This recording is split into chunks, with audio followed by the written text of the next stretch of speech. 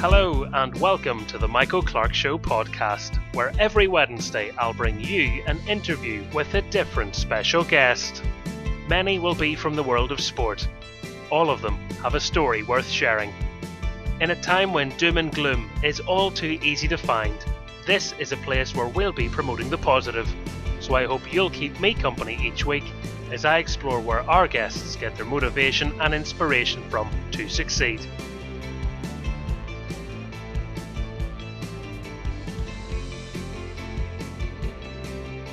It's episode 6 of the podcast, and we have another fantastic guest with us this week. He is a former Premier League striker, and he scored plenty of great goals for his country too. Kevin Doyle, thank you for coming on. Thanks for having me, Michael. Nice to I do a few of these over the last year. It's nice to talk about the past and bring back some football memories. Yeah, well, you have plenty of them, and something I've noticed even in the build-up to this, I put out for fans to send in questions. You're very highly thought of, and it seems all your former clubs, which that should almost go on the CV. It doesn't happen that often in football. Yeah, depends who you talk to, I suppose. Listen, most of where I played, listen, I had good times, and go through tough times, good times, bad times. But in the main, it was generally more good than bad, and I think fans, anyway, from my experience, as long as they see you're not a bad egg, you're trying your best. You might be playing like crap, and I did play like crap 90 times, but like you're not doing it on purpose. You're still trying. You just happen to be in a bad run of form, and I think if you do that throughout your career, you generally get appreciated by supporters. It's interesting in terms of looking at I guess the pathway to football where you grew up. There wasn't really many examples you could draw upon. So how did you go about doing that for yourself? Yeah, I'm still, I was only talking about this the other day. Wexford is not a hotbed of, it's a hotbed of underage soccer. And it's the biggest sport in the county. Surprisingly, people might be surprised by that. You think hurling will be, but soccer, there's more soccer clubs and registered soccer players than anything else. So, but there's never been, and other than myself, sort of people who've gone on to play at the highest level, I suppose, and play for their country. So it's hard to imagine it as a kid. You just sort of dream. I think lots of outside influences would have spoke to me about it. My coaches growing up and all told me I was good enough. I kept going, and different people, and tried to ingrain that belief into me, and it eventually sunk in. I think I always had deep down in my inner consciousness or whatever, subconsciousness, that I was good enough to be a professional footballer from a young age, and I would have dreamt about it. I really sort of believed it, but thinking it and imagining it and believing it, and then actually trying to do it from extra thinking, how am I going to do this? Thankfully, I suppose we're going to talk about different ways it worked out and I got there, but it wasn't easy, and hopefully me doing that, there hasn't been any since, but hopefully it will sort of it's sort of it helps when one person breaks a barrier or does something, it usually makes it easier for the next crew coming along. And the fact that there's so many young people playing it and will be looking forward to getting back playing it, once we're through this pandemic, that's maybe when we're going to start to see some of those successes. Yeah, I hope so. I'm now at the age where I'm finished a good few years, so the young lads who might have been from Wexford who are watching me play when they were 8, 9, 10, and when you're highly influenced by professional footballers, and watch my own son. I can imagine now if there was a Wexford player playing the Premier League, my own son would be enthralled by him. So maybe that crew now, maybe one of those are now at the age where they're 17, 18 and might have a chance themselves. So we'll see, maybe in the next couple of years, maybe there will, maybe there won't.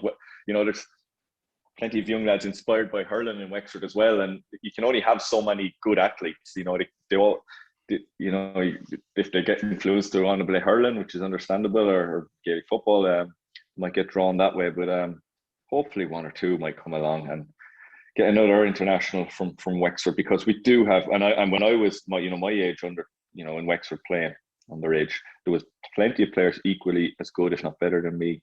And for just whatever reasons, they drop away and don't become professionals. It's more than just your outright talent, I suppose. There's a lot of other things that go with it. So I definitely think we have plenty of talent in the area. It's just focusing it in the right way.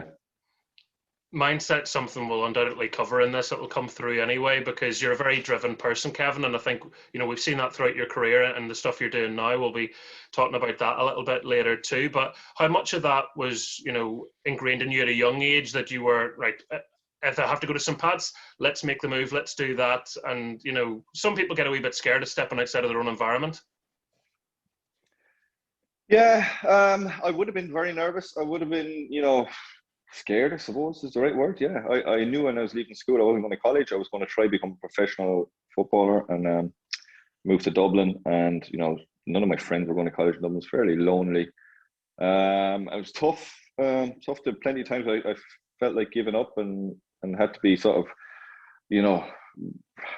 not, just, I suppose, sat down and spoke to again. Listen, stick at it. Whether my manager or whatever. So. But that's life. That's every person, every job. You have to stick at things. It doesn't just happen overnight. I did feel a few of the players, when I was talking about people of my own age who were as good as me, they felt if they weren't, playing the Premier League, the first 6 months of, playing or playing in their League of Ireland team, or making a breakthrough in the first month or two, they didn't seem to want. It just seemed to be, well, this is crap. I'm not doing this. Whereas I suppose my strength was patience, and seeing I gave myself sort of 4 years. I said I'm going to do this. I'm 22. I made a conscious decision. I'm going to stick at League of Ireland soccer. I've been a professional League of Ireland. I didn't see that as something I wanted to do till I was 34 or 5. I had ambitions. I said, if I want to be a professional, I want to move to England. I want to make more money. I want to be a better player, and play at the highest level I possibly can. And if by 22 it doesn't look like I'm making that progress, I was going to pack it in and do something else. So I suppose you need to have targets, goals, and then patience, and stick at it and try. Not think it has to happen overnight. You have to work away, chip away, keep going at it. So when Cork City start to take interest in you, you must be thinking, okay, well, obviously something's going right. If clubs are starting to look at me, it's one thing getting your first club, but then maybe when you start to be talked about in that way. Yeah, it was. And again, another good move for me. It was a bigger club than St. Patrick's Athletic. They had a chance of winning League of Ireland. They used to get crowds to their games, better media coverage. Down in Cork, they were the only club, so you get more used to the stress and the pressure of playing at higher levels. So, or playing at, in front of more people. So a really good learning curve. Again, hard decision. I was only settling into St. Pat's and starting to feel confident there. So, my manager at St. Pat's left to go to Cork, and he wanted me to go with him, and it took a bit of convincing again. But it was the right thing to do. And I knew that deep down, but it was just, when you're young and you're just settling into a squad of players, you don't want to jump ship and have to do it again. So improve yourself again. And but I did. I moved to Cork and had a really good couple of years there. And again, it was just little stepping stones. I wasn't the best player when I went to St. Pat's. I wasn't the best player when I went to Cork. Wasn't the best player in the squad, but by the time I left Cork, I suppose I was. So it was good times, good when talking about moving on a bit, when I moved to England and did so well, people are like, geez, how did this happen overnight? This fella, where's he come from? But like most people, when you hear their story, nothing happens overnight. It was the case of all these things over a number of years. And I guess that helps you get your bedding and settling into the idea of being away from home. The fact that you're still doing this in Ireland, you've done it in Dublin, done it in Cork, rather than just at 16 years of age being sent off to England and being completely away from everyone. At least you could come home, even though in Ireland anything over half an hour feels like a trek. Yeah, it was. It definitely good preparation. Again, another thing.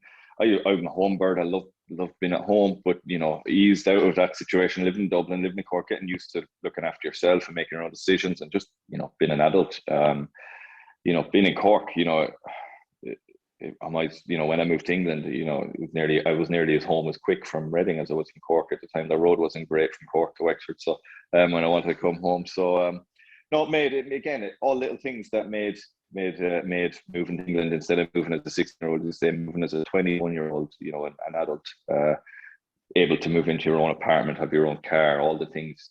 If you move abroad as a youngster, which has happened forever in Ireland, moving to England as a professional, you move at 15 or 16, you can't do those things. You're a kid still. So I got to move as an adult, grown up, and well able to look after myself. And being able to, I guess, do it your way too. There's so many outside influences, people who think there's only one way to be successful. And you maybe heard some people say that, oh, you don't want to be going here, you don't want to be doing this, you don't want to be doing that. Yeah. How hard is it throughout your career to, I guess, be blinkered and to trust your own instincts? Yeah, very difficult. Again, another little challenge. I would have had loads of people, not loads of people, but a number of people, and I knew that, not sniggering, but sort of going, listen, you're going nowhere in the League of Ireland. Why are you taking this so seriously? You should be in college, or you should be, as a good Gaelic football, you should be at home playing Gaelic football for Wexford or whatever, and they didn't see the bigger picture. They just saw me playing the League of Ireland and thinking, not knowing my story and sort of going, well, why are you wasting your time nearly? I got that feeling. I didn't get that feeling in Cork because they know their club and they know that the football side of things and the bit more interest. But maybe in Wexford, a bit more that feeling that there wouldn't have been near as much interest in League of Ireland, or no real interest in League of Ireland football in Wexford at the time, and sort of wondering why I was doing this. So how long into your spell at Cork was it before you realised, actually, maybe I'm not just a very good League of Ireland player, maybe I can go further again? Because you maybe have the self-belief, but it's another thing when people start to, I guess, put bids in and take interest. Yeah, it was my last sort of full year there.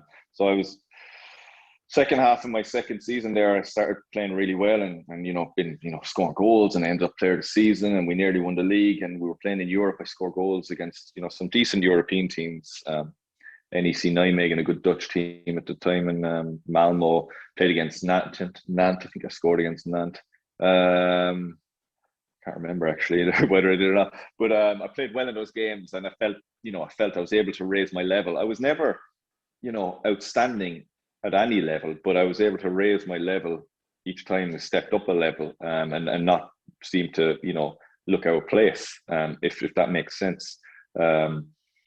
So yeah, I started to really get belief then and think, what, this is going places. Then the next season at Cork, we were probably favourites for the league, and I started the season again really well, playing Ireland. I was in the Ireland under-21 team, scoring goals for them. Hadn't been played for Ireland at any age group up till under-20s. I went to the under-20 World Cup. It was a sub in that, but came on and scored and looked the part in that sort of when I played. So all of a sudden, things were really starting to click, and different scouts were going to watch me, and I started to believe that I suppose, listen, I have a chance here, because I was coming to the age where I was going to have to make up my mind what I was going to do. This the goal I'd set myself. So I really started to think, yeah, listen, if I do get a chance, I won't be out of place. And do people tell you there are scouts there? And if so, what's that like?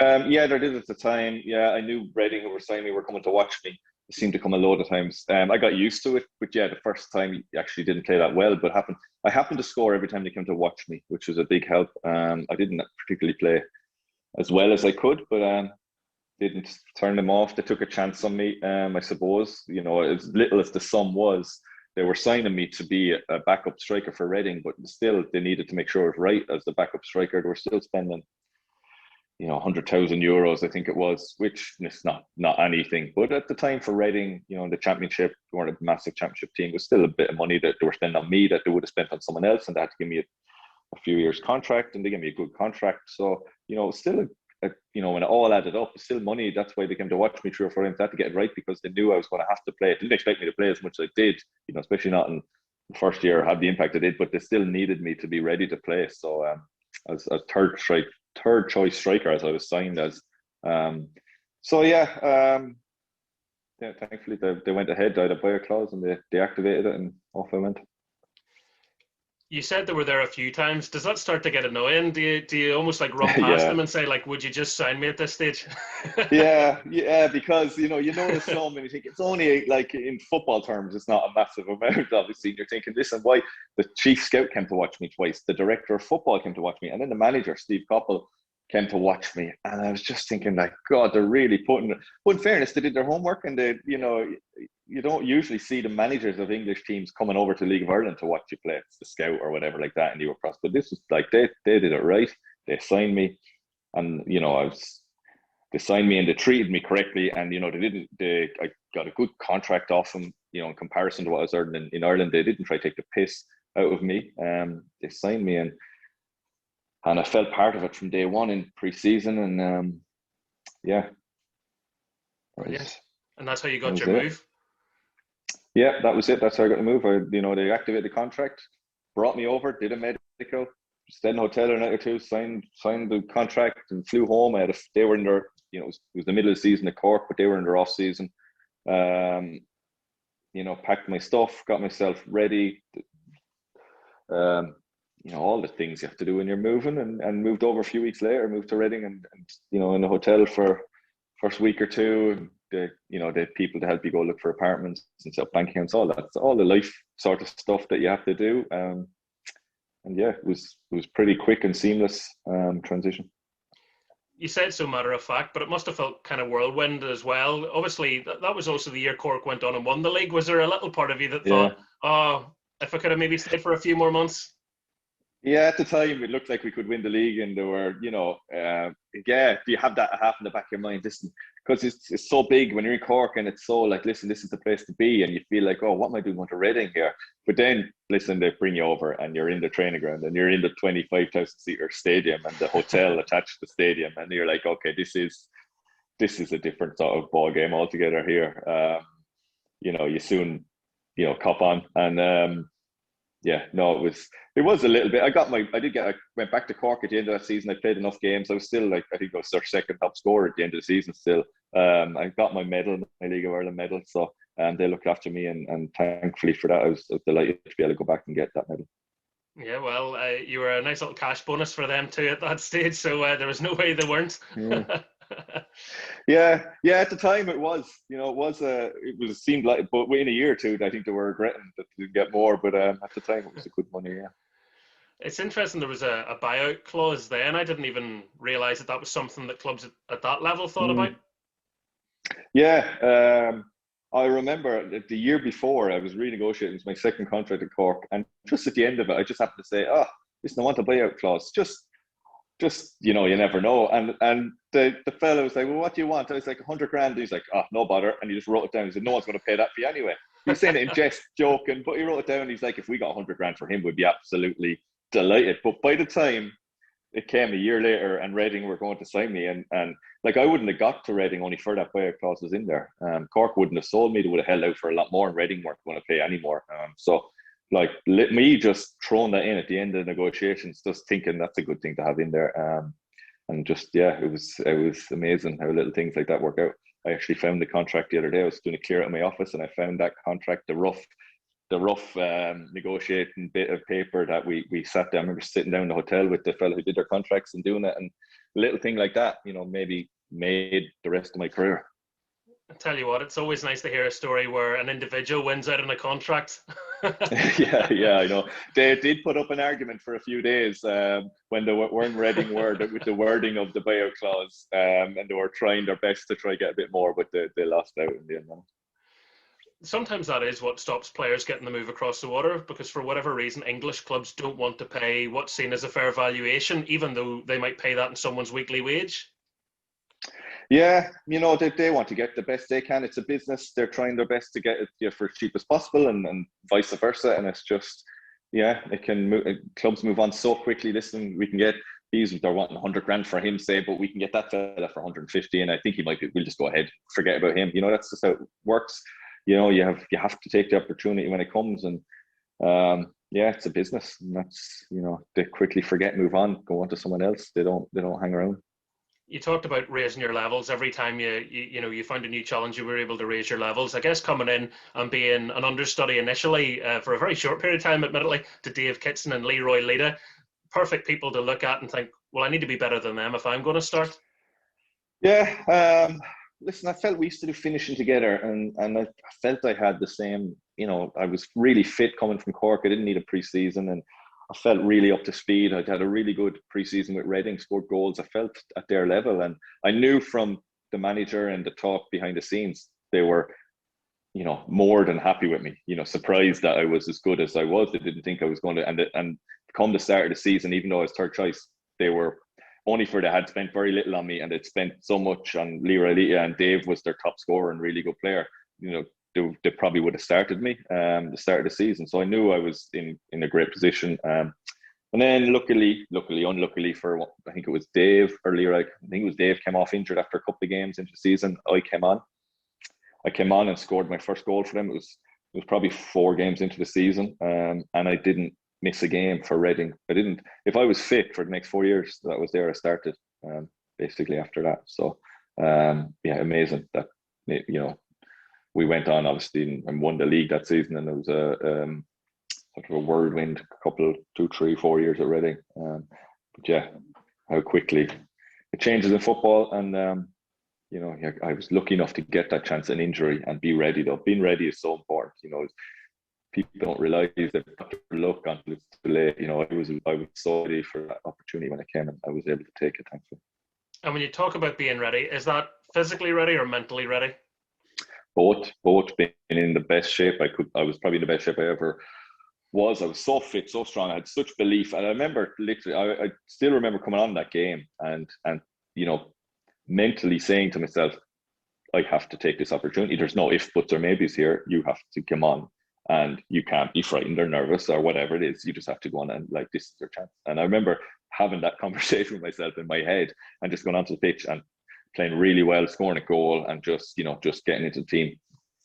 I'm just feeling like this is the easiest thing in the world, that people that choose to step up from the League of Ireland and been amazed by me saying I don't notice any step up. I'm playing better here than I did there. So it's strange how your mind works. It would be so easy to get lost in that, wouldn't it? Because you can have the swagger at Cork when you're, the best player, scoring all the goals, all the rest of it. As soon as you come over to England, it's like, he's just another fella. Who is this guy? Yeah, it definitely is like that. You definitely, but luckily in pre-season they saw what I could do. But for the first week, they would have been like, "Who's this guy?"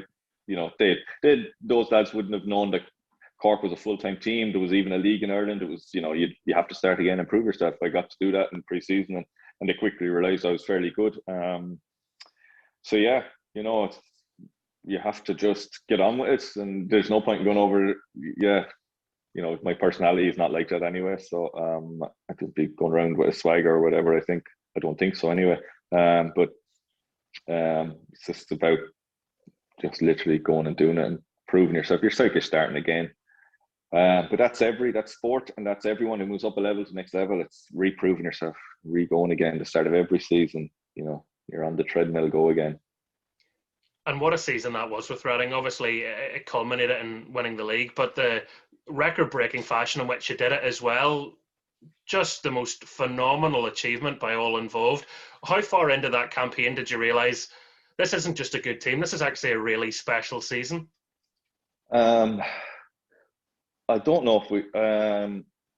Maybe you never did. It was, we just kept going. There was no time to stop and think. We were playing every couple of days. We were just so good, scored so many goals. We still have the record for most goals. We have the record for most points. We just got on a roll. We lost our first game of the season against Plymouth Argyle at home, who went on to be relegated. And we lost that game. And Steve Coppell was under a bit of pressure, actually. And we went on, we didn't lose a game till January. We lost the game in January, and then we didn't lose again. We lost 2 games all season. 100 and something points, and it was just, we only had a squad of 14 or 15 players. We kept going. We just scoring goals. Everybody was scoring. Everyone was playing well. Everyone sort of had the season of their life, and it sort of just mushrooms and snowballs. I think the word snowballs. Just confidence grows, and it was just, we just never felt like getting beaten. We went as a squad to Cheltenham in March, which is coming up, it's early March, and we were promoted. We couldn't be caught, which is ridiculous. And the team who were second at the time, Sheffield United, were there as well. And then we sort of realised, like, this is it. We're there in Cheltenham, loving life, smiling, happy, having the greatest day ever. And they're there, chatting to us, wondering whether they're going to get up or not get up, nervous, just not having the same day we were having. And that's when it sunk in that, listen, how lucky we were, and how nice it was to be able to celebrate so early in the season. How much of that was down to Steve Coppell and his managerial abilities? A really underrated manager.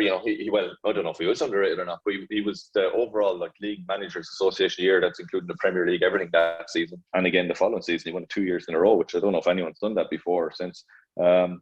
really, for me anyways, he was brilliant for me because he was an attacking player, and his mindset for managing was the same. He used to just encourage me, take people on, have fun, enjoy the game, have shots, don't worry about giving the ball away. All the things as a striker you want to hear. When you'll also have managers the exact opposite who will be like, you have to hold it up. You can't be, just lay it off and get in the box. Don't be trying anything silly. Just be that, link player, and batter and ram up front for me. Whereas he was just, you're quick enough, you're strong enough, you have skill, take people on, enjoy it. As long as you're doing it in the attacking half of the pitch, I don't mind what you do. So you get us all freedom, and yeah, it was nice. I think he's the only forward I had as a manager over my years, and you could really see the difference between a forward or an attacking player managing a team who's a really good winger, Steve Coppell, and say centre half managing a team. A lot of managers are centre halves, and they see it differently to what, say, Steve Coppell would have seen it. So I really enjoyed playing under.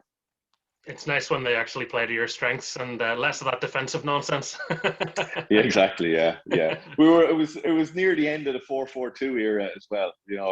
Really was two strikers up front, and it was those few years were the last, bygone era of two strikers up front and not having to worry about tracking back or any of that stuff. Later on in your career, you're centre forward, but you do as much defending as you do attacking, and it's all about pressing and tracking, and whereas back then it was literally you're up front, and once the ball goes back into it, past the halfway line, forget about it. Save your energy. So I miss those days. There's so many clubs you look at now and you think the football's nearly coached out of them. They're so robotic, and they're so rigid to what their plan is, and I guess there's different reasons why clubs need to do that for different times, but sometimes you think, where's the enjoyment in it? Where's the expression?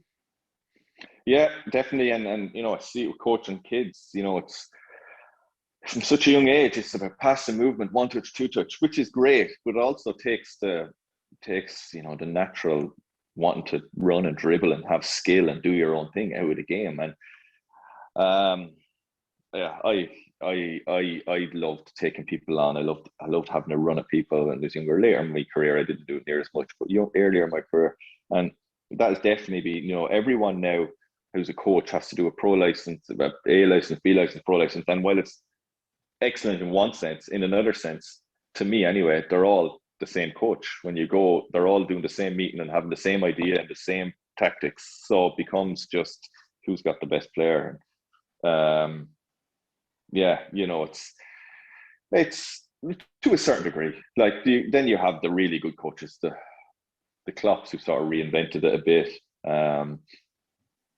Guardiola, they have their own style and their own way, and it becomes at that level more about how do you manage players and motivate players and get players on your side, because they're all so good and they're all such ability. But at a slightly, at a younger underage level, to me, all the coaches are trying to tell the kids the same thing. So it's hard to see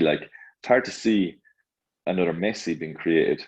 Someone who just unique and skilled, because if he was coming through now, I'd imagine he'd just be a one touch, two touch player and really good at closing down, and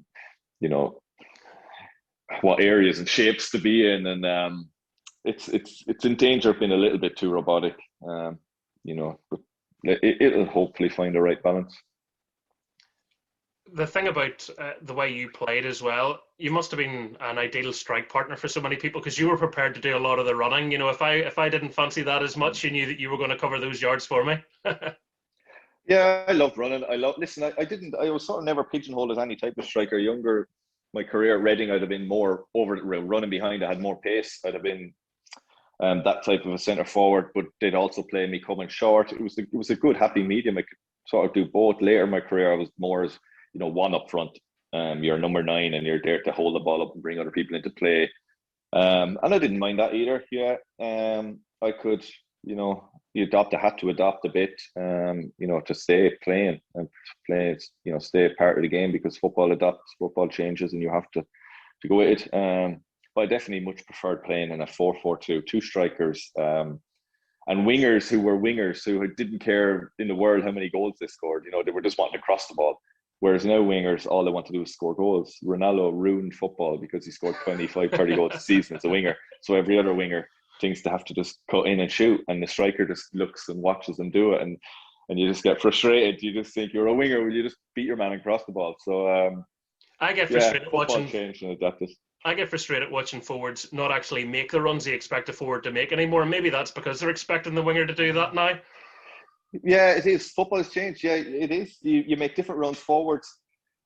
Forwards aren't, go back first half of my career, it's, two centre forwards in a box, one front post, one back post. You work so much on all that. And then later in my career, all that's gone out the window because you're there to be sort of a wall for wingers and midfielders to bounce the ball off and get it back and have a shot. And, you're more of a secondary chances. And your movement has to be better in a different way. But the old sort of style of, one front post, one back post, getting across all the moves that you would have learned as a kid sort of goes out the window. It did go out the window later in my career. How much of that is just instinctive as a young forward making those right moves? Because, when you watch the Premier League now, you're thinking they have access to some of the best coaches in the world and you don't see that movement. And it can't be that they're not taught it, but maybe it's because it's just not in their brain. Yeah, no, it's definitely a lot natural. Like Cavani must be the best I've seen in a long time at his movement. Aguero really good, his movement. But it's naturally sort of sniff it out. And it nearly gets coached out of you because the coaches are wanting you to do a certain thing to tick the right box, and then you're second guessing yourself in the box because the coach has told you to do one thing and it'll be brought up on a video the next day, even though your instinct will be telling you something totally different, and your instinct is usually right. But because you've been so coached to do another thing, and there's videos now, it'd be brought up, why didn't you do this run? Even though in your mind you're thinking, I know there's something going to drop, I just feel it. And that instinct that sort of goal scorers have. And I would have had that a lot more earlier in my career. And again, it's something you coach and positional change. I would have lost that. I didn't score near as much goals in the second half of my career. I probably wasn't as quick and different reasons for that as well. But definitely some of it would be you're ticking a box and you're doing a job that a coach wants you to do instead of using your natural instinct that you've it's like a sixth sense that you've had since a kid. That definitely gets coached out of players. Those video analysis sessions, do they ever sit and show you some of your good goals, or do they just say you should have actually taken a step back here, Kev? You've gone no. They're brutal. They're so bad. You've lost the game, and you're thinking, what we're going to have to do on Monday now? Sit through 90 minutes of this again. And it used to really annoy me later in my career. We'd do a goal, we'd watch a goal going against us, and it'd go all the way back to maybe how I didn't close the centre half down correctly. 1 yard here, if I'd have gone 1 yard to the right and he couldn't have played it there. And the coach would be so obsessed with that, and how the centre forward, if he'd have done that differently and our winger had done this, they wouldn't have scored on us. Our argument would be, well, if everything's going to go so perfect, why do we have a back four? If our strikers and our forwards are going to close them down and stop, why do we bother with centre halves if we're going to be that good? So we'd be like, listen, the reason you have defenders is because stuff gets by us, and the defenders need to be able to adapt and defend and do their job. So it became very later in the career, I'm moaning a bit here, but it becomes very 1 yard here, 1 yard there, and you can understand that, and it does help. But to be, some managers, in my opinion, become so over focused on a little detail like that, and without seeing the bigger picture, I think, and then it sucks the life out of teams and stops them playing and enjoying, and maybe being a more expressive, better brand of football. That buzz, Kevin, of reaching the Premier League and knowing all the things that would have in store for you, what was that like? It was anticipation, nervousness. You've waited so long, not only in your life and dreaming of playing the Premier League or whatever, or playing the highest division, but also the previous season we'd known for so long that we were going to be going up. It seemed like it was taking forever to come around. But then it did, and we started fairly well. And within a few weeks, it was like we'd never been anywhere else. The nerves were gone. It was just back playing football. You're thinking it's going to be so different, Premier League, this, that, and the other, but the stadiums aren't a whole lot different. Championship, all the stadiums are big, impressive stadiums anyway. So you're going to the Premier League, there's not that much difference. There's the intensity of the press coverage and the media is obviously heightened massively. All of a sudden, you have reporters from all over the world wanting to talk to you. That side of it goes up, but playing the games and all that side just becomes the norm, and the nerves go, and you realise you're not playing against superhumans or anything like that. It's just that our lads playing football, and yeah, we got on fine. It must make it even nicer, the fact that it was your goal against Leicester City that sealed the deal, for whatever of the points total. But nice wee Yeah, bit of history there to be a part of, and it's something people still talk about, obviously. yeah, it is. Listen, we were going up. That goal didn't make us go up or anything like that. It wasn't, but it just happened to be the goal that got us the point to officially go to the Premier League. So every year I get Reading back up, like all the stuff back on. This is like the day we got promoted for the first time to the Premier League. So that side of it is great for me, I suppose. To be able to see that forevermore, it's like a birthday every year for Reading, and I get requests about it and interviews and tweets about it and whatever, and the goal gets replayed. So from that side, it's nice. It was a great celebration. We had a fantastic. We really enjoyed that, getting promoted. We had a great. We it wasn't like we got promoted and we didn't. We celebrated. We had fun. We enjoyed the time. It didn't just go by. I think the club brought us away on holiday before the end of the season. So we really, we just, we weren't just robots. We had fun. We smiled. Everyone joked, laughed. Great place to be around at the time.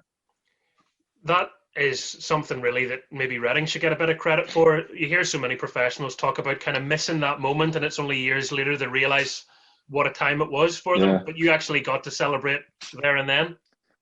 Yeah, we did. We really did. I suppose when I look back at it, we celebrated and we had fun. You wish, you always look back and go, I wish I because I'm young at the time. I'm very young. I was 21 at the time. You think, this is just normal forevermore. Like you're going to win leagues, you're going to get medals, and it's just going to be great every season. I wish I'd appreciated it more. I celebrated and enjoyed it, but I just wish I'd appreciate more. Taking time to, we're just all of a sudden move on to the next thing, onto the Premier League now. Forget about it. I wish, you'd like to just freeze time there and just enjoy. We were league champions. I was like one of the top scorers, team of the year, PFA team of the year, all those little personal things as well, and just sit back and enjoy that and appreciate that side of it. But you don't have time. You're on to the next thing, the next season, all that's forgotten about, and you go again. So that's sport. That's the way it is. But you just think it's going to happen every year. And with all that going on as well, it was around that time you got your Ireland debut too, wasn't it? Yeah, it would have been. I was called into the squad, the Ireland squad, early on. Brian Kerr was still manager, but I didn't make my debut. We it was the World Cup, to try qualify for the World Cup. The last couple of games for that was in November, and then my first start was under Steve Staunton against Sweden. I'd imagine it was around February, March time, that sort of time. First game in charge. That was my first start, my first cap, my first start for senior international. So yeah, a season that couldn't be bettered, really, to be honest with you, from my personal point of view. It was more than I could ever have imagined. At the start of that season, if you told me what would happen, you just laugh. You wouldn't believe it. So yeah, I got my first international cap, and again, for the next 10 years or so, I sort of started most internationals that I was fit for. We spoke earlier on about your shrewd business acumen, putting in a buyout clause when you were at Cork. Your dad's obviously a shrewd operator too, because I hear he put a bit of a bet on you making your international debut, and it paid off for him. Yeah, I forgot about that. Yeah, my brother-in-law actually found the bet, or requested it off Paddy Power 3 years previously, and he got my dad as well, and I think a couple of their friends. I was just after getting called into the under-20 Ireland squad for the first time, and we were going to be going to the under-20 World Cup in Dubai, or in the United Arab Emirates. So he requested then what odds for me to get a senior international competitive cap, and I don't know what odds he got. Did he get 50 to 1, or I'm not sure, 100 to 1? He got 100 to 1. That was it. 100 to 1 from Paddy Power at the time, and they put €50 each or something like that. I don't know what did they got. They either got $5,000 or $10,000 each when it came around. My first international competitive cap was against Germany away, and they got $5,000 or $10,000 each. And I remember Paddy Power were ringing them like when the bet was coming in. I think they wanted, would you do publicity to them? Like we would get, because they were obviously wanting to make the most of it. If they're going to have to pay out this money, we get them in the paper, and then the lads like, no, we're grand. We just want our money. No want any pictures. So. We had to pay it up. They got their money. They were very, very happy there at the time. It was good, a good bit of fun. Fair dues to my brother-in-law for, I wouldn't have been putting €100 on me at the time. But he obviously saw something. He used to come to my League of Ireland games at different times, so he obviously saw something. That's fantastic. Well, it paid off quite literally for them to believe in you, so it all worked out in the end. Yeah, yeah. I'm surprised the odds should have been higher. Actually, 100-1 wasn't great odds when you look at the chances of me actually getting there from where I was. So. We still did okay from it in the end, Kevin, so I'm sure they weren't complaining too much. No, they were happy. Yeah. I think it's like the only money they've won on me over the years, but it's nice few quid. Yeah, prop them up for a wee while anyway. Kept things comfortable. Yeah. When you look at your time at Reading, do you always think of that 05-06 season, the magic of that, or do you think of your first year up with them in the Premiership? Where does your mind naturally kind of go back to? I think I get reminded of those ones a lot, but terrible to say, it's very negative, but my mind goes back to the disappointment of getting relegated in our third season there, because it was of our own doing and we shouldn't have been, and we all let our standards slip, me included. We took it for granted, and the club as well didn't sign players. Maybe strengthen. They stuck with us, faith in us, and we just didn't have. We just didn't have it. It was too late. We got relegated that season. We were mid-table at Christmas, and we took our eye off the ball, and we only went into the bottom three. I would imagine this is very unusual, but in the last week of the season was the first time all season we were in the bottom three, and it was too late for us to cop on and realize we're in the shit here. We never really realized it till we never thought it was happening, and then we got relegated by goal difference. The last game of the season, we won 5-0 away to Derby, and we needed to win 7-0 to stay up. And we hit the crossbar a couple of times in the post, and we could have done it, and we didn't. We got relegated. So that's where my mind goes back to. Unfortunately, it was just so disappointing. We'd done so much. The club had so many plans. We had a lovely stadium, but we're going to extend it again, and there were different things, and we're really in a good place. We let it slip. So that's a big disappointment for me, because I had such a great time at Reading. Everything went so well. That was the disappointment there, and that's unfortunately where my mind goes back to. Which it shouldn't, I suppose, but it just does. I guess it shows you're a perfectionist as well. Obviously you want to do as well as you can, and that's maybe a minute where you and some of your teammates feel like you let supporters down. You couldn't do what was expected. Yeah, it is. Yeah, you just don't want disappointed in myself as well, because I didn't play to what level I should have that season, and everything got so well for me for a few years. I definitely took my eye off the ball. And I think we all did, just like a percentage or two, but enough that we weren't good enough to stay up with taking a percentage or two. We had to be firing on all cylinders, all of us. And just that's a little bit looking back. That's fantastic times at Reading, but that's just a little negative for me. It's not the end of the world. We went down to the championship and we had a good season next season. We got into the playoffs. We should have been promoted on. We sort of blew up a bit near the end and in playoffs and didn't go back up. Unfortunately, that was the end of Steve Coppell's managerial career, the end of sort of an era when it could have been so different if we'd have stayed up in the Premier League the season before. But anyway, that was the way it was. Reading got back up again a number of years later, and they've moved on a long time since then. But that's my one negative, I suppose, looking back at it. If all that hadn't have happened, who knows if you would have ever gone to Wolves, though? Yeah, true. You never know. You don't know. There's so many different reasons and things that you end up where you end up, and you can't have it all positive. The way I look at it, you have to have bad experiences. I know it's a bit of a cliche, but you do learn more from them. You appreciate the good times more. I end up moving to Wolves, which was a surprise to me, to be honest with you.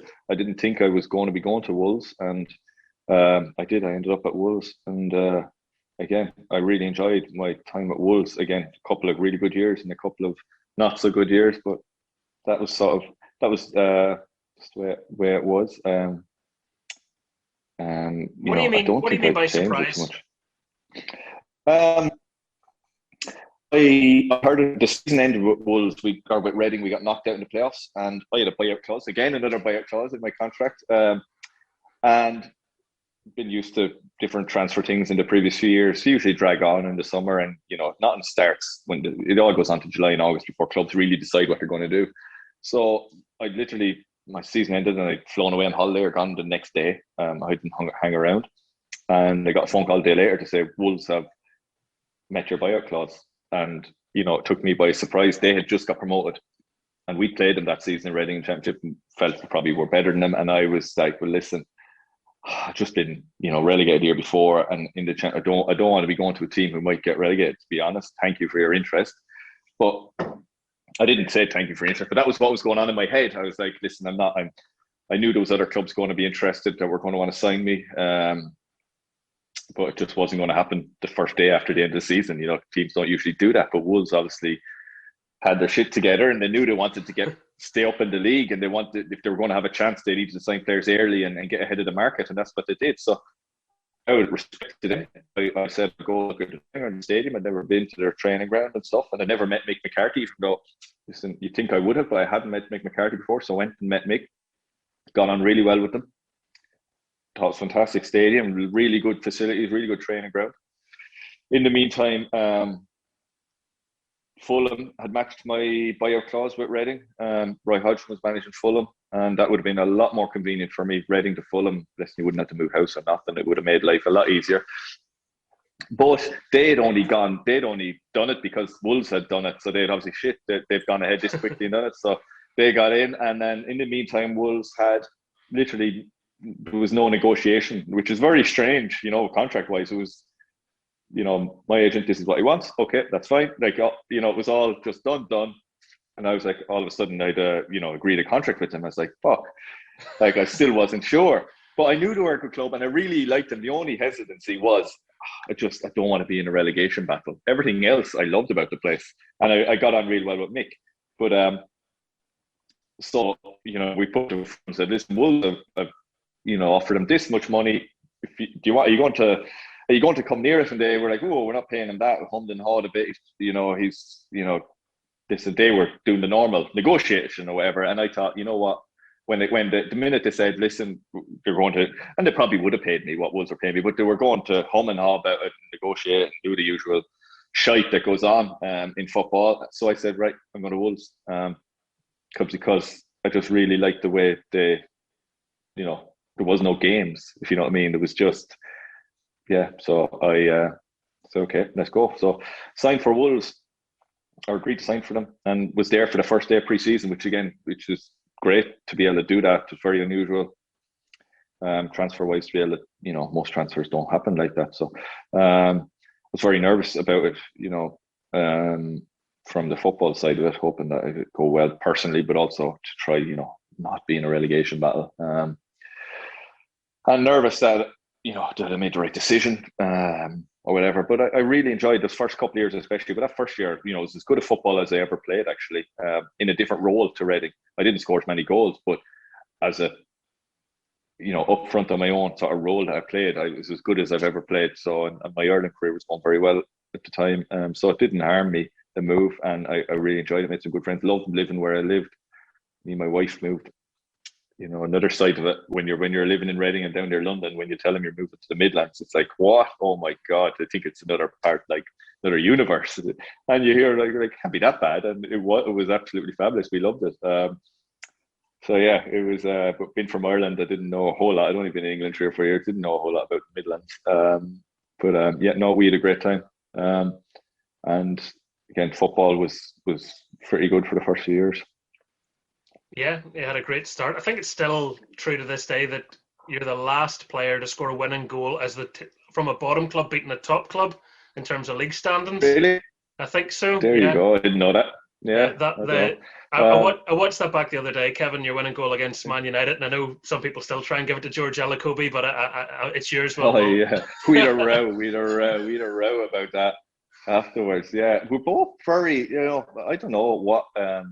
We were both very, you know, George very, like, George doesn't bullshit, like, so he was insistent he headed it, and I was insistent I headed it. So, like, I don't know what happened at the time. Did one of us head it against the other one, or vice versa, maybe, or both head it at the same time?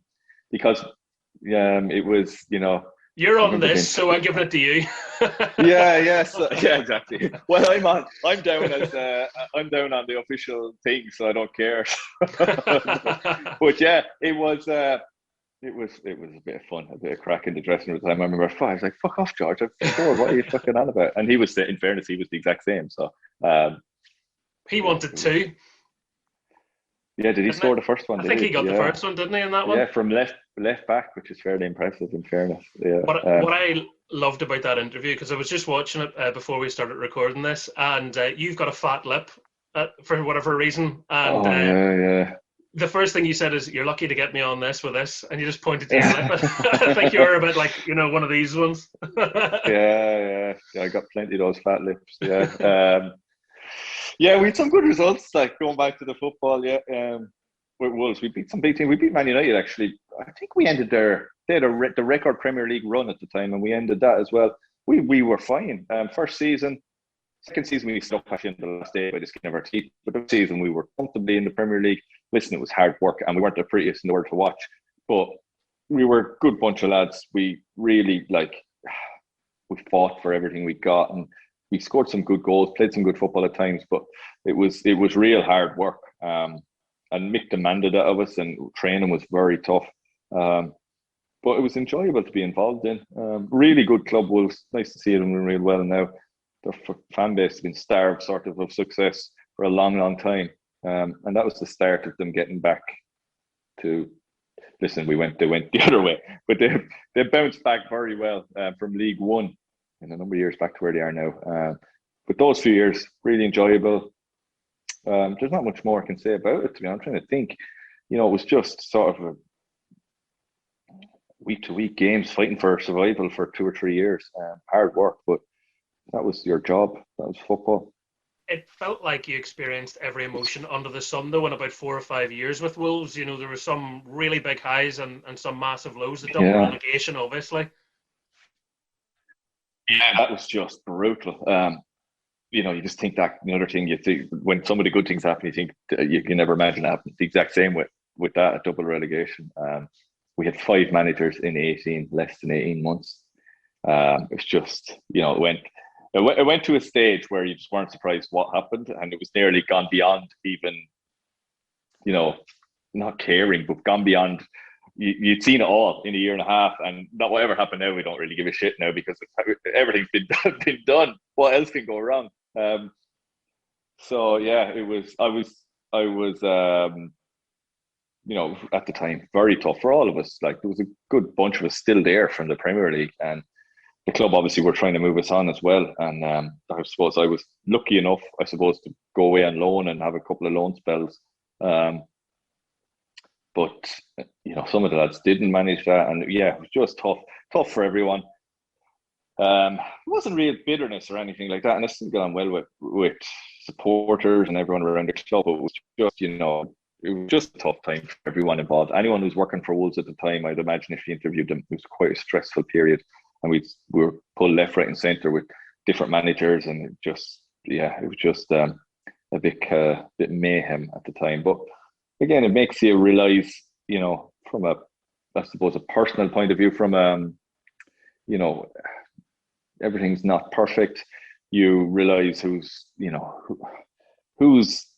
able for tough times and who's not, and what that you can survive all these things. It's not the end of the world. No one dies. It's just a sport.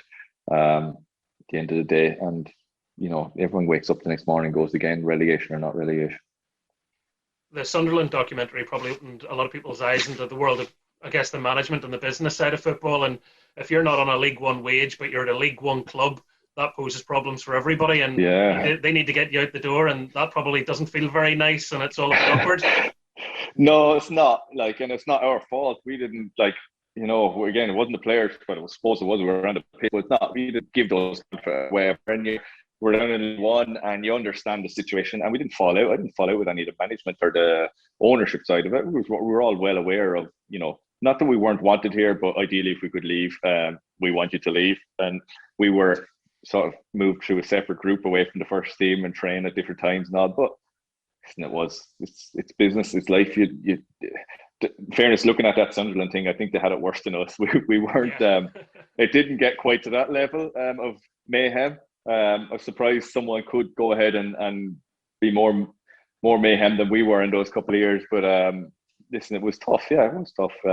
remember we'd be driving in for training, and you'd see the first team players driving out, haven't finished their day when we were only starting at 2 o'clock or whatever it might be. But again, yeah, listen, what you do, you get on with it.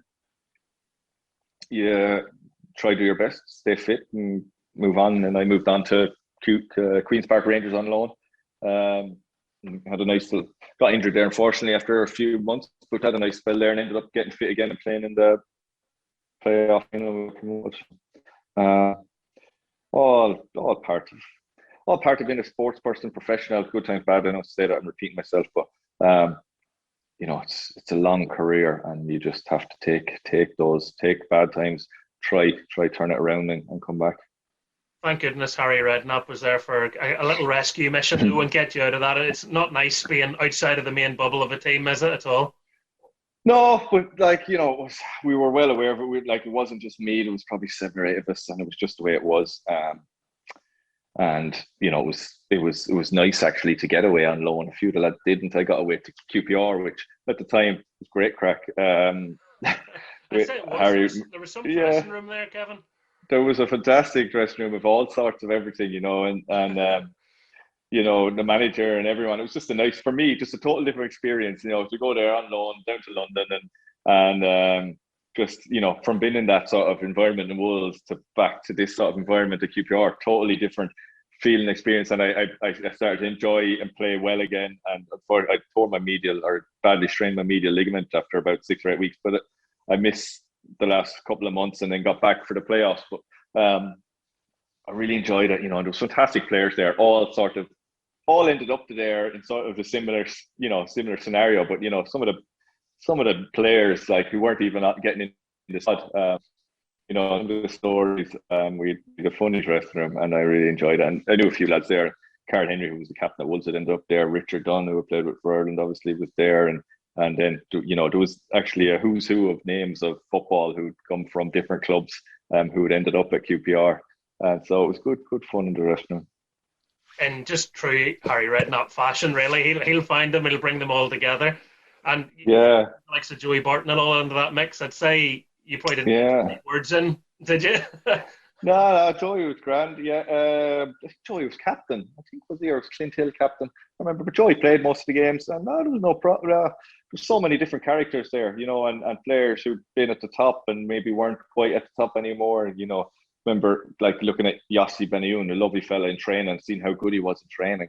And, he's what a player, and he played obviously for some top clubs before QPR. But even not not even making the squad at the time. Like Sean Wright Phillips, different players, after falling out or whatever was after happening. The Brazilian goalkeeper, I can't think of his name, but he was the highest paid goalkeeper in the world. He was at QPR. He was the highest paid goalkeeper in the world. Cesar, was it Cesar? I can't remember anyway. But again, not getting in the team, and there was just all sorts of dynamics going on there. But Harry to be able to get it all together and manage to get the team up was just an unbelievable achievement, because there was so much. Julio Cesar, wasn't it? Julio Cesar, yeah. So was it? Yeah, was it? He played for Inter Milan before. Yeah. I think QPR. Yeah. So it was just it was good crack, and good fun in the draft. It was just a total different experience to what I'd had at Wolves. So I enjoyed the 4 or 5 months, man. And having that, I guess, close but not quite in a playoff scenario before to get to the final, and obviously everyone talks about that because that's the Zamora goal and the sheer pandemonium of that 2014 showpiece, and it's the richest game in football too. So I should say the owners were very pleased with every one of you. Oh yeah, and we were brutal in the final. Derby should have won hands down, way ahead of us, and we somehow nicked it. Totally against the run of play. The owners were under serious pressure at the time. When you looked at our wage bill, it was just unbelievable. It was in the top. I think it would have been the top 6 or 7 in the Premiership, never mind the Championship. And I think there was all sorts of financial fair play problems and consequences if they didn't get promoted. So it was a big relief for the owners who, they used to be in the dressing room after the game and stuff and delighted. And they were after that game. No, it was good. It was good fun. And seeing someone like Harry Redknapp, and you hear different stories over the years. like a different manager again to what I've been used to. More of a Steve Coppell actually than say Mick McCarthy, but how he dealt with players like that, and how, you know, he wasn't one for being out on the coaching pitch. He'd be watching, he'd be walking around. He didn't coach, but he'd always have a word for you. He'd be up to you afterwards. You know, geez, Kevin, you were brilliant in training today. You know, all the man management side of things. And you know he's bullshitting to you or whatever, but it's still, it helps, you know.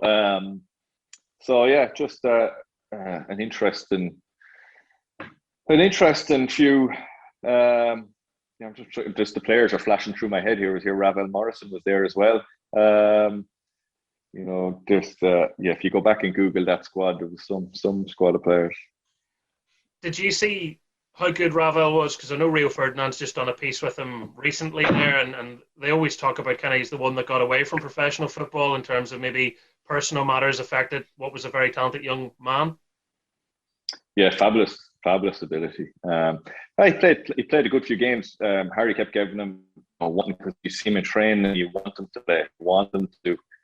Oh, geez, if he brings that onto the pitch, and he did have some good games, he just couldn't transfer his form from the training pitch onto the, you know, onto 90 minutes for whatever reason. But he was, I got on. Rafa was fine. He was a nice guy. You could, you know, like any young lad, I'm sure he got up to mischief and did, you know, plenty of things he probably shouldn't. But as a, you know when people are bad eggs or not bad eggs. He was a nice guy to have in the dressing room, and was no problem. Actually, the first or second day I was there, Joe Jordan, who's the assistant manager, came in to say, it stands out to me, he's like, Ravel, there's a taxi here waiting for you outside. And Ravel said, oh, Joe, tell him I'll be out in 10 minutes. And went back to looking at his phone. And Joe Jordan just went, tell him your fucking self. That was my first, I think it was my first day there. And I was just sitting there smiling to myself in the change room thinking, this is going to be fun. It was good crack. Another nice man, actually. Joe Jordan, a very good coach and nice man to do that. Every time I think of Joe Jordan, I think of that time Gennaro Gattuso tried to square up to him, and Joe just yeah.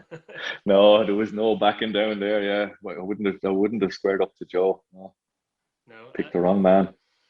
With all those memories, you're talking about Yossi Benayoun being a great trainer. Who are some of the players that really stood out to you? Not even during a match day, but just when you're training with them, you think, wow, there's, you know, this guy's really, really good. With Ireland, when I first got in the squad, Damien Duff had just won the Premier League with Chelsea. He was just so full of confidence, so good in training. Really, just exceptional ability in training. I've been all watching him.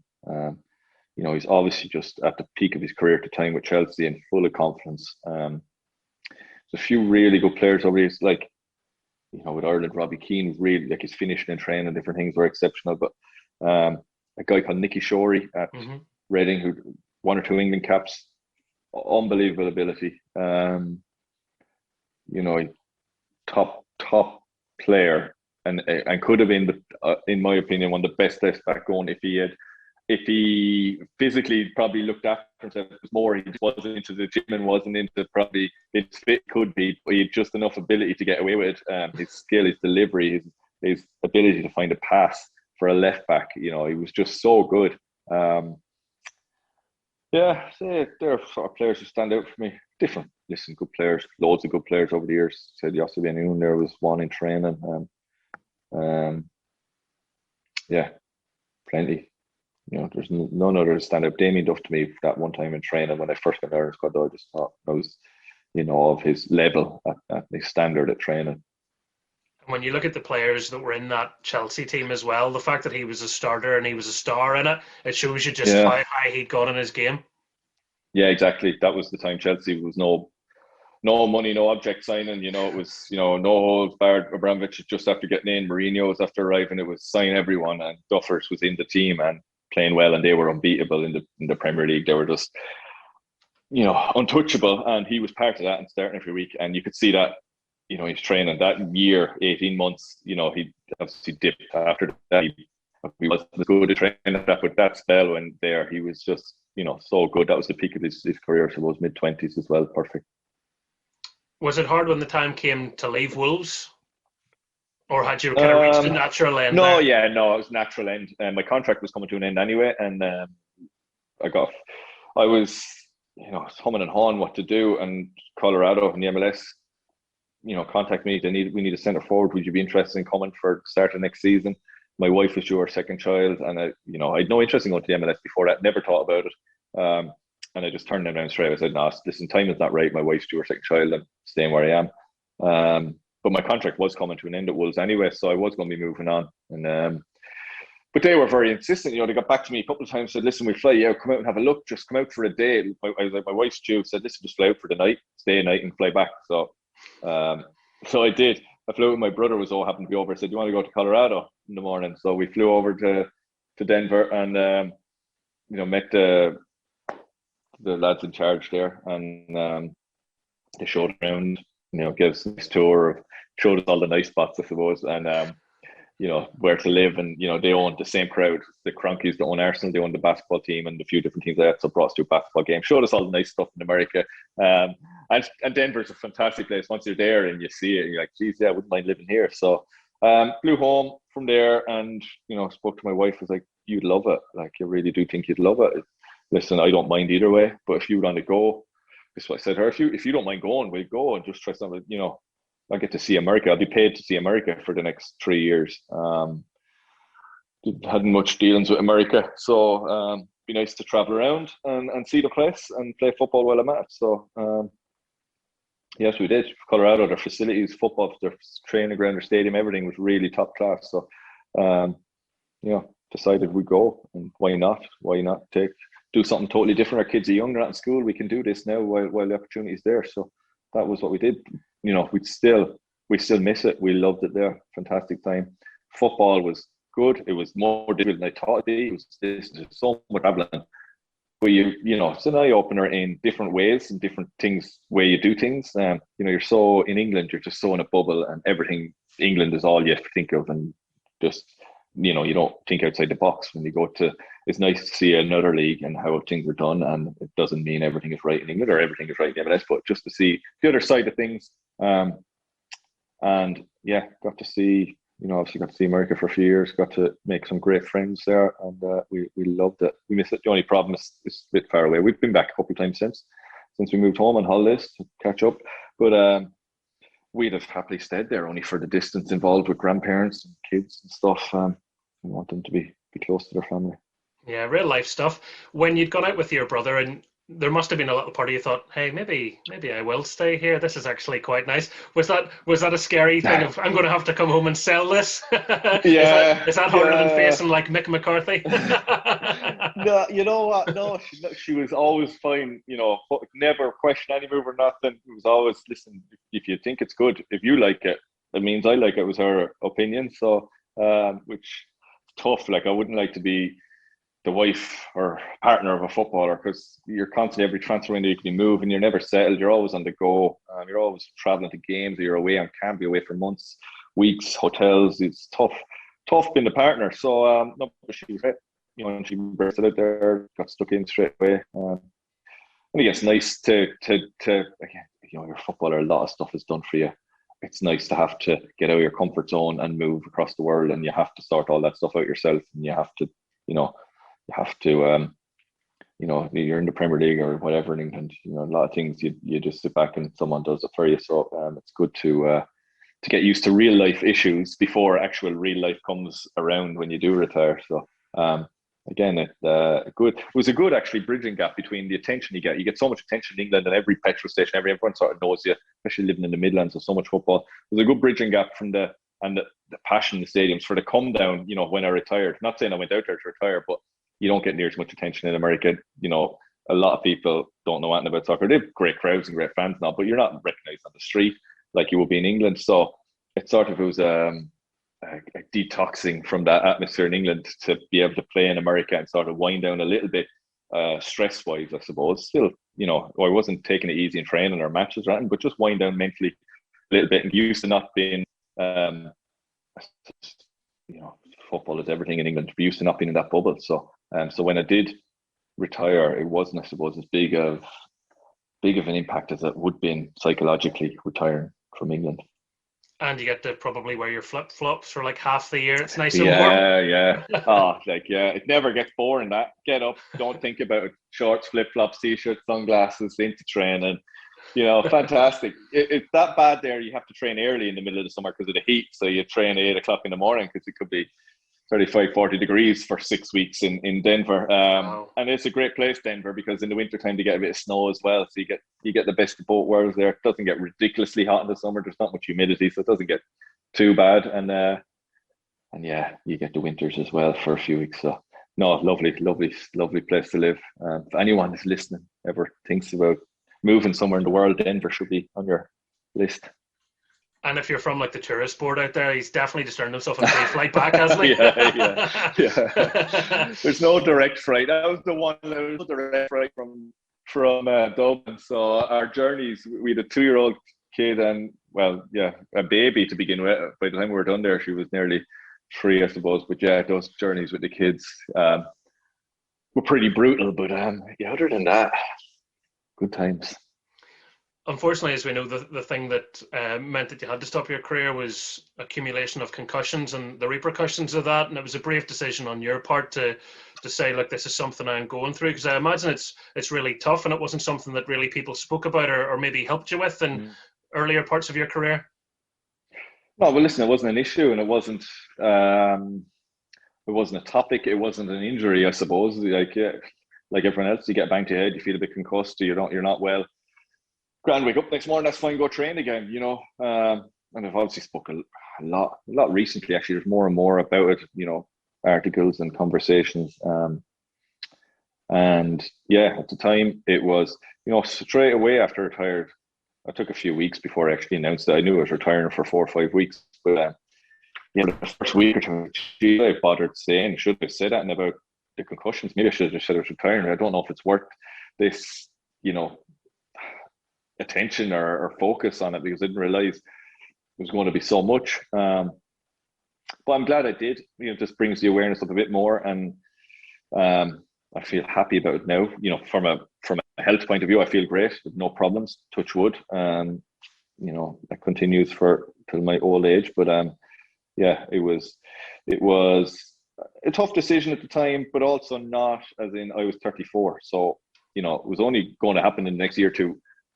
Anyway, for 3, maybe I could have dragged it out for 3 or 4 years if I wanted to. But I was getting to I was very lucky to be able to play till I was 34. Not many people do. You don't hear about the lads who have to retire a lot earlier than that for whatever reason. But I was, I got the most out of my career. I got till I was 34. So it could have been a lot worse if I spoke to specialists at 28 and he'd have said this to me. Well, then it's a totally different scenario, and you're thinking, you're a lot of time to play anything until 34. Made the decision, and it was my decision. It was, it's just a recommendation from experts, but they can't force you to do it. And it was my decision, and it's the longer it's gone on, it's more and more delighted that I did quickly and not try to drag it out for another 6 months and see how I got on. I'm going to ask you about life now in just a second. I want to throw in just a couple of quick fire ones because people had sent them in and I don't want to miss them out. Obviously, clubs that you didn't join but could have joined. Celtic's one that a lot of people wanted to know about. Yeah, I nearly joined Celtic a number of times. Different transfer windows. They were waiting for me to fly up, and Wolves had agreed that I was going, and they were waiting for me, and they'd waited till they were all waiting at the stadium to do the medical. I was flying up, and we were playing a game that night in the championship, and I was going to go straight after that game,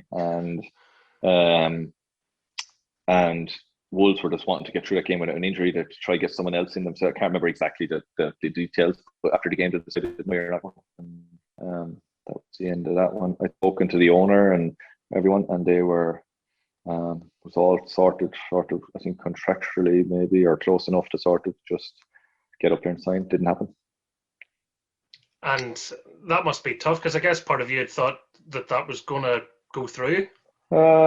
Yeah, no, it got to the stage, where you're Googling, looking up houses and stuff online. So it was pretty close. And you sort of get your head around, okay, go to Celtic, and you start thinking of playing for Celtic, and you look at games of Celtic and the atmosphere and the support base and how much the fans love their players, and you're like you're just everything to them. So, and it just seems like I played against Celtic in a preseason friendly, but never been actually to a game. So I got in my head, this will be a great experience. But yeah, no, so it didn't happen. And I never get too upset about stuff that doesn't happen. It's just the way it is. Something else happens and you move on. But it would have been nice to be back with a roller played for Celtic of a thing Irish people, I suppose, tick a box like to do. And it's just a big club as well. So Yeah, no, that's something a lot of people were interested in. The other one is yeah. favourite memories in a green jersey for Ireland. Favorite memory, like, you know what? It's it's one of my worst memories and my favorite memories. It's how well we played against France in the World Cup playoff. Yeah. How we matched them in Paris.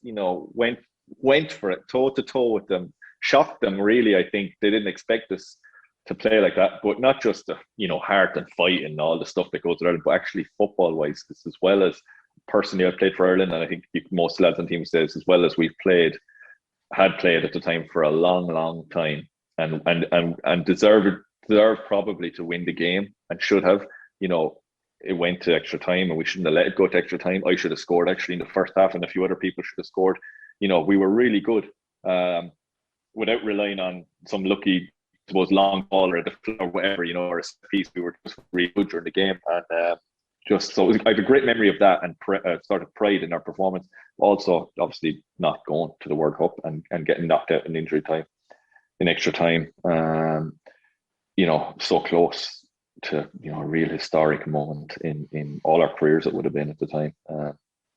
So close, the closest I had to get into a World Cup as a player. Still being one of Ireland's top scorers. I mean, it's still a very good international career to look back on, isn't it? Is there, apart from that, is there any kind of regrets? I mean, I suppose the Euros is one that people sometimes talk about. Yeah, listen, not that it's a regret, it's just we didn't play well. But we also were up against the two teams that went to the final and one to the semi-final in our group. We didn't play well, but it was an uphill task from the minute the groups were drawn. Yeah, it's a bit of a negative. It is a negative for my international career. Would have loved to have got through, but I don't look back and think about it a whole lot. When I'm asked about it, I look back on it. No, in all, listen, I got more caps than I could ever have hoped for Ireland. I scored more goals than I could have hoped for Ireland. But also, it's like anything. When you get 50 caps, you want to get 60. When you get 60, I should have got 70. When I get 70, you're never happy. And you have to be like that.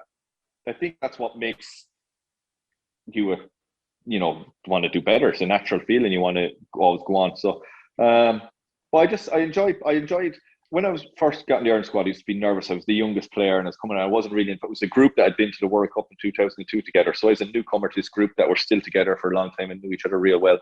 And I was nervous coming across, and it was hard to settle in and really enjoy the experience of being in a squad for the first year, maybe 18 months. And then after that, once I became one of the more senior players, and I knew all the younger players, and it became my sort of group or whatever. I loved coming home and playing for Ireland. I really enjoyed it. Whatever was happening at your club, it was like to come home and whatever adventure we were on with Ireland, wherever we're going in the world, whether it be America on end of season tours or whatever it might be, it was we had good fun and we enjoyed it a lot of the time, which it's important as well. It's a great life being a professional footballer, but it's a lot of seriousness and boredom and pressure. So it's important to enjoy it as well. I think that's one thing with Ireland. We always seem to have a smile on our face anyway. I think we enjoy playing for a country more than maybe other countries do, and it's one of our advantages, our weapons that I hope we still have going forward. That sort of spirit of playing for our country, that want to play for a country. I hope we still have it. We'll soon find out, I suppose, in the next few months. I was going to say, it's not exactly an easy World Cup qualifying group, is it? No, it's not. It's tough, and it's tough for the manager, and he hasn't, he's trying to bid into a job, and there's so much going against him at the moment with injuries and retirements and coaching situations and just difficult start for Stephen, but it might make him stronger, and if he comes through it, he'll have seen it all very early on, and he can grow and become, grow into the job. I just hope the one thing that worries me with Ireland, and it's not, I'm not saying it's him, but we seem to forget, like, we played poorly in recent years, from a football point of view. It's been horrible to watch, but I'd hate an overreaction where we go totally the opposite and we're going to play like Spain now. And it seemed to me in recent games that we were going to play like Spain, or we're trying to play like England. without retaining some of our identity, our ability to win games, our moments from history, like Shane Long's goal against Germany. It's Darren Randolph not afraid to, at some stage, boot the ball down the pitch, and we have a guy who's speedy as fuck up front who's going to score a goal and bully centre halves and do stuff that international standard players playing against. If we go totally the other way and we're trying to pit past like Spain, we'll look fine and we'll have better possession, but we'll get beat. We have to have our own little thing, our own cleverness, our own spirit, our own mixing it up, our own doggedness and determinedness, as well as some decent football. Better than what it was, but not. I watched us play against England. I did the TV for it, and like England couldn't have been happier playing against us. We tried to play like England, and it looked nice. And you could pick out little pass and possession things and go, "Geez, yeah, we're really trying to play here." But England came off that pitch without the whitest jerseys, with the whitest jerseys you ever saw, without ever being tested, without us ever looking like scoring. Gareth Southgate said after the game, I thought we'd have more of a test. Where some people were pointing out, well, we passed it well and we looked to build from the back. We just played the exact same as England with their sort of formation without having the same players. I'm rambling on a bit here, but we have a sort of an identity and a fighting spirit with Ireland. We'd play games and internationally come back from it, and you'd play against players at your club who are also on the opposed international team. How do you play like that? You fight for 90 minutes and every kick out and every corner is a fight, and it just wears you down, and we need to retain that side of it while improving our football. And I just, I'm finished now. I'm finished talking about it, but I hope we just don't forget, Robbie Keane's goal against Germany in the 2002 World Cup was a flick on from Niall Quinn. And listen to some people talk at the moment, that's ugly and you can't do that. We can't score a goal like that now. That's not nice football. But you can play good football and still have those moments. And I hope we still have, Niall Quinn's goal against Holland in the 1990 World Cup. Just there's things we do better than other countries, and we can't forget those things either. So that's my rant over with. There you go. It's a good point. Well made, I think, Kevin. a long point. Do you enjoy the media stuff? Again, I don't mind. I like it because it keeps me involved and it makes me watch games and try to stay in touch a bit. I'm so busy. I'm so focused on horses that I get away. I haven't time to watch or haven't time to maybe do the research sometimes. Like, I'm going to game for RT in the Champions League tonight. It could be like a Red Star Belgrade v God knows who, and I'm like, oh shite, like I'm leaving my scrambling to the last minute here, where at times I'd be much rather in doing some research on a stallion or a horse or a race that's coming or whatever. But no, then once I do it and I get focused on it, I enjoy it. But yeah, it's just making sure I have the prep work done. And the big game, the Ireland games are easy. It's not, the players and it's easy. It's sort of so many games and teams you don't know, and you might mispronounce someone's name from God knows where, and someone will pick you up on it. You go, Jesus, you said his name wrong, and who cares really? Like, what difference? But so it affects some people greatly, obviously. But yeah, no, it's I suppose you try. The more you practice, it's difficult because you could do 3 games in the next week, and then you might do a game for 2 months. So it's like anything, you have to do more of it to be in a routine and in a flow. But yeah, no, I've got a little bit better at it, and you learn techniques and practices and all that side of it. I said it keeps me, and it makes me what my 8-year-old will sit down and watch. I'm doing a Liverpool game next week, so let's sit down and watch Liverpool play tonight and stuff like that. So it's good that side of it as well. And you have to look at games differently. Obviously, and you're watching a game, terrible because you're watching a game to pick out good points but negative points, and you're just searching for something to show at halftime or at the end when you're watching the game, when you're in the studio watching the game, just to pull out and basically slate someone, which is terrible at times. Also pull out good points, but you're always looking for clips. So when you're watching a game, you're not really enjoying watching the game because you're looking for the next point you can pull out and the next thing you need to fill half an hour of air afterwards. So we need 4 clips, and it's an eye opener, and it's a learning experience, and to realize what goes on in another profession, basically, and realize what goes on behind the scenes and how much work goes into, the lads at RT I do games for Premier Sports sometimes as well. How much work goes into behind the scenes preparation and setting up and afterwards and all during it, and how many people are involved to put on just a game. It's definitely, it's an art in itself, the TV side of it, and some are brilliant. Like Roy Keane, I like watching Roy Keane. He's like TV gold for me. You know, I don't agree with all the things he says, but you know, that's the best punditry, his type of one. He doesn't go into, to me anyway. Other people love the real detailed analysis and the clips, and you know, we 1 yard here and 1 yard there. People love that, and then there's other people I think love Roy Keane style, where it's no, they were useless, they were no good, they need to fuck like whatever. I like watching Roy Keane's side of it because I don't need the detailed analysis. I've seen enough of the detailed analysis, I suppose, during my career, all the video meetings. I'm thinking that I know what I'm looking at when I see it, so I like watching him. I think he's great value for money. Someone like him on TV is way better than someone like me. He's obviously won it all. He can say what he likes. He's a legend, but he's also very good. He's very good at that role he plays for Sky. He definitely is. He's lots of fun to watch. And it's true, it does change how you watch a game. I even find that as a commentator. I'm listening to what the commentators said, or like how he's describing a rule, and I'm like, oh, no, that isn't it. And it's just like everyone around me is probably going, just shut up and just watch the match. Yeah, I know, yeah. It's nice to sit down and watch a game and care. And you're not doing that when you're doing the games on TV.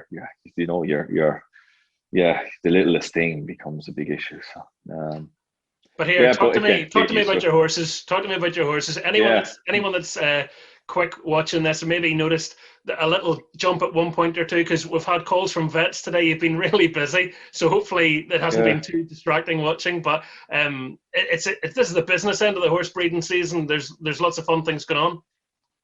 Yeah, it is. We've spent the last 4 months just feeding morning and night. They're inside, out of the weather, and the next 2 weeks they'll start to go. The weather picks up, they'll be out on grass. And we have mares here who are about to foal. The first one's due in 8 days' time, and then every couple of weeks we have, I think, 8 mares to foal. So every couple of weeks after that, up till June, we have foals coming, and all those mares then will be got back in foal. And when I interrupted this conversation today, it was the vet was coming to scan a mare who was in season, or we thought was in season, and she is. She's going to the stallion now tomorrow morning. So it's busy right now. This is our sort of busy time, for the next months, getting the foals born and healthy, and getting the mares back in full, and then we move on again to sales and different things that come up. But I enjoy it. It's work, but it's a hobby. It's not my. It's not. I don't treat it as a business. It's a long-term sort of hobby for me, and I wouldn't be expecting a financial return for.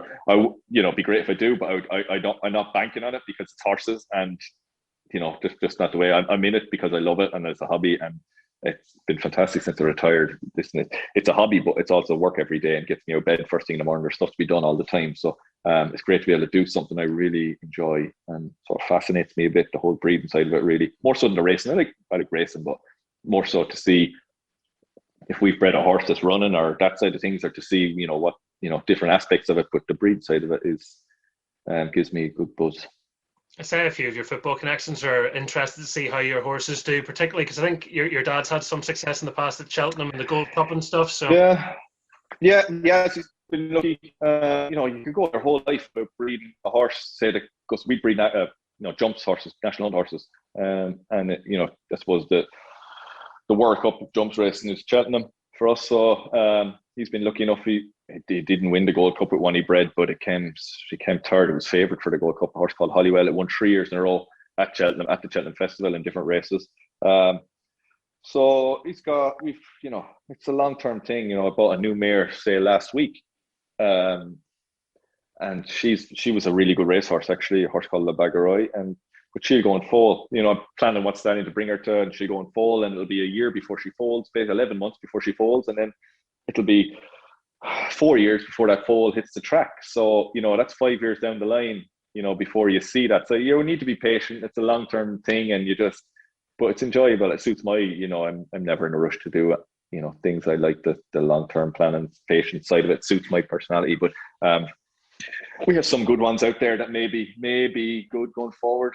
But again, we breed them to sell most of the time. The times we have it personally, we work here together, me and my dad, but we're sort of separate. We keep the horses separate. Hopefully, I try to sell them, but the odd one I'll have in training. And that's exciting too. But the more, it costs a lot of money to have horse in training, the more I prefer to sell them on and let someone else deal with that. When you're going to buy a horse, do people kind of go, that's Kevin Doyle, it's 200 grand now, Kevin? Do you know, because obviously they know who you are. Possibly. Well, the last one I bought on auction online because we can't go to the sales at the moment. Yeah, listen, I don't know. I don't know. We have a value. Like, I don't just use my own. Obviously my dad has a lot of experience at it, and another guy local to me who prepares the horses for sales. But I'll put a valuation on the horse. You know, we're not just going out there and bidding willy nilly. It's you put a valuation on it, and I'm very good. You know, I don't get carried away at auctions. You know, I suppose it wouldn't be on, but I would have bid on a couple of mares, say before Christmas, a couple of really good mares. And once it goes up my valuation, I'm not interested. So no, listen, if you put a valuation on something, if it's you're happy with it, you're happy with it. Whether horsey people wouldn't do that. They don't try to. They're not into that skullduggery. Never. Never. No. So listen, that's the game. You're in an auction. It's all part of the game. You have to decide yourself whether you think you're getting done or not. You maybe need to pick up the phone to Harry Redknapp and say, look, this wheeling dealing stuff you've been really good at. How do I do it? Yeah. Maybe he'd buy one off me. That'd be better. Yeah. I think he's a few quid. Yeah. I try not to. I don't go near any of my ex-footballers to look to. I don't want to get involved because 99% of horses, no matter how well bred they are, won't be very good. So I don't want to be on the end of that phone call saying you sold me a bloody turkey here or whatever. So I prefer to just. I don't push them, and I bring them to public auction and sell them that way, and that's the way we work or try to. I just got this great image of you driving around with your L plates on because you have to get a qualification, don't you, to drive a horse box? Yeah, I did it last year. Oh, did you? Yeah, I did it last year. Oh, such an effort. It's like going back and doing it's back to day one. You're learning, you know, I did my test at 18 and you forget about mirror signal and all that crap and you're back to the start again. I had to do my theory test again. It was just a disaster because when I did my license, there was no theory test. I had to go back and do my theory test this time. And but I passed it. And because the guards are really cracking down on. It used to be fine, you didn't need it, but they're cracking down on it now. I've been stopped a couple of times and warned, and I was going to get penalty points. So I went and did it. And because I'm on the road at the horse box a good bit, especially this time of year. Yeah, I was going to say you can't exactly just get away with it because again they're going to recognise you. And this is the downside to being back home. I can't see you going around in the skies like.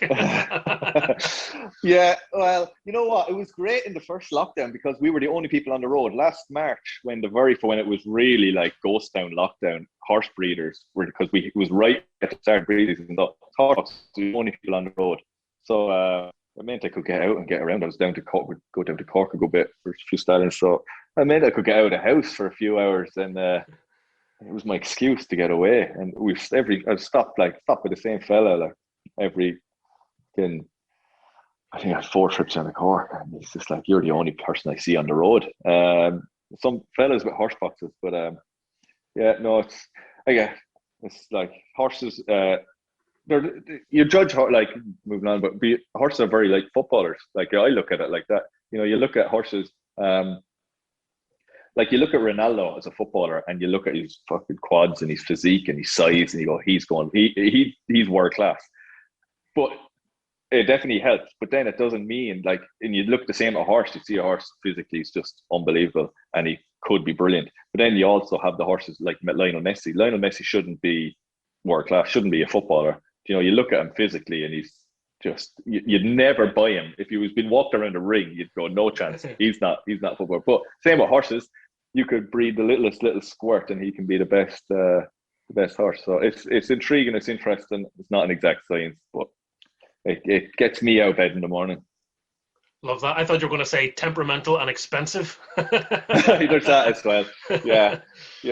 I had to go to the vet. I had to bring 2 mares in for the vet, as you said there when we cut short the interview earlier, and neither of them would let me catch them. I was going to field from Egypt for 20 minutes when I catch these mares with a bucket of stud cubes. Yeah, that'll keep you humble. Drive you insane. Yeah, keep you fit. Just finally, what's I guess the next few months hold for you? What are your big targets? Next few months is I've 2 very good mares from the horse side of it, trying to get them in foal. You know, it's not easy sometimes to get mares in foal. Hopefully they'll go in foal easily for me. I'm working for RT for the European Championships. If that goes ahead, that's in the summer. I don't know if that's what you're feeling on that. I don't know if that's going to go ahead or where it's going to go ahead or what. But yeah, that's basically it. Like everyone else, we're stuck in the house, and those things. Thankfully for us, obviously we're here at the farm. We really get out and get around and do stuff. But yeah, that's my next few months. Get those foals born safely, please God, and get the few mares back in foal, and then onto the European Championships. And try to get a holiday, and surely we'll be let out. A staycation. Yeah. Get the Curraclow for summer holidays. Hey, or Rosslare. Right. Yeah. Nice walk along the beach will do you good anyway. Anything at this stage. I don't care. We have Centre Parks booked for July. I'm hoping that's not too optimistic. Well, I don't know. That's surely doable. Hopefully. Depends who you're talking to. It's now at the stage now we're all like virologists and epidemiologists, aren't we? We all have opinions on vaccines. It's terrible. I like being ignorant. I wish I never knew. Yeah. Well, our vet today was filling me in on everything. Have you got an exclusive? Yeah, the vet was very pro. Open her up right now. Yeah. So, there we go. The sun is shining. Yeah. Latest news from Kevin's vet. Yeah. Well, hopefully you do get that holiday anyway. I'd quite like to get back down to the sunny southeast. It's true what they say. It's a lovely part of the world. Yeah, the sun is shining today. It is. Yeah, no, it's nice. It is. Again, moving. It's why we moved back to. We were really happy to move home to Wexford. My wife, Wexford. So we've really enjoyed. I was talking about Colorado and England and everything. But we've loved being home. It's like we've never, been anywhere else now after a few years. So kids in school and everything. So yeah, we've loved being back. Yeah. In as you said, the sunny southeast for the few days a year. It is sunny. With proper potato crisps and all the things that come with it. Proper potato, proper pints. Too many pints of Guinness. Yeah, no, it's been good. Been nice. It's weird. It's like I've never was like talking about this like a different life you're talking about. It's like we've been here for forever. So, which is a good sign, I think. That's a good sign. You're back home, you feel at home, and things are going well for you. Kevin, thank you for doing this. Really good talking to you, and I wish you every success with the horses. And hopefully you have a Euros to talk about. Yeah, that'll be exciting if it goes ahead. People were not there as our own country, but yeah, Jesus, if the Euros go ahead, it'll be a sign things are getting back to normal, maybe. Yeah, definitely. Well, good man yourself. Thanks so much for doing this. It's been a pleasure talking to you, Kevin Doyle. You too. Thank you.